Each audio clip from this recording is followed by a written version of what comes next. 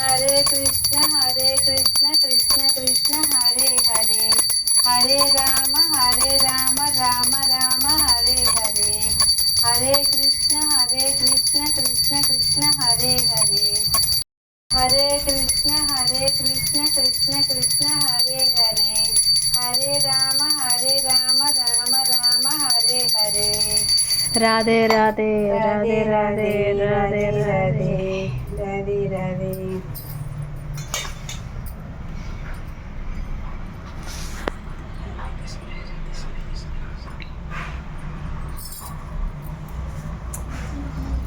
అందరూ హారతి తీసుకోండి ఫ్రెండ్స్. ఇప్పుడైతే మనం నైవేద్యం చెల్లించేసాము మన కృష్ణయ్యకి.